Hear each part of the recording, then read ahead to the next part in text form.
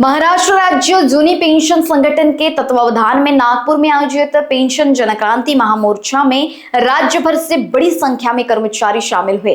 इस विशाल सहभागिता ने यह स्पष्ट कर दिया कि अब कर्मचारियों की आवाज को अनदेखा करना सरकारों के लिए संभव नहीं रहा। महामोर्चा में उपस्थित कर्मचारियों ने एक स्वर में पुरानी पेंशन योजना को बहाल करने की मांग उठाई। वक्ताओं ने कहा कि नई पेंशन योजना और प्रस्तावित यूपीएस कर्मचारियों के भविष्य को सुरक्षित नहीं करती, इसलिए केवल पुरानी पेंशन योजना ही कर्मचारियों के लिए न्याय संगत है। महामोर्चा के दौरान यह संदेश साफ तौर पर उभरा कि अब सरकारों को गंभीरता से विचार करना होगा और पुरानी पेंशन बहाली का समय आ गया है। आंदोलनकारियों ने दो टूक कहा कि हम मंजिल से मुसाफिर हैं और ना रुके हैं ना रुकेंगे। मी दत्ता पडोळे, जिल्हाध्यक्ष हिंगोली, महाराष्ट्र राज्य जुनी पेन्शन संघटना।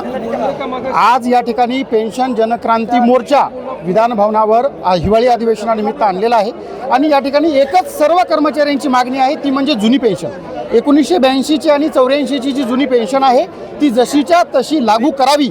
या मागणीसाठी सिंधुदुर्ग पासून ते गडचिरोली पर्यंतचे महाराष्ट्राच्या कानाकोपऱ्यातले लाखो कर्मचारी आज नागपूर विधान भवनावर आपली न्याय मागणी घेऊन सरकारकडे टाहो फोडत आहेत। सरकारने आमच्या मागणीचा विचार करून आम्हाला 1982 ची 84 ची जुनी पेन्शन योजना लागू करावी अशी आमची एकमेव मागणी या ठिकाणी आहे।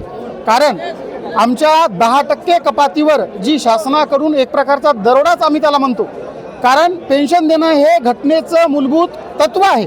कर्मचाऱ्याला जर तुम्ही 58 वर्षांपर्यंत त्याच्याकडून काम करून घेता तर त्याला पेन्शन देणं तुमचं कर्तव्य आहे। अशा स्थितीत सुद्धा आमच्याच पगारातून 10% कपात करून तुम्ही आम्हाला त्याचंच पेन्शनचं चॉकलेट देताय, ते सुद्धा आम्ही स्वतः सरकारी कर्मचारी असून आम्हाला प्रायव्हेट सेक्टरच्या लोकांच्या भरोशावर जर आमचं म्हातारपण होणार असेल तर मग आम्ही सरकारी कर्मचारी कसे?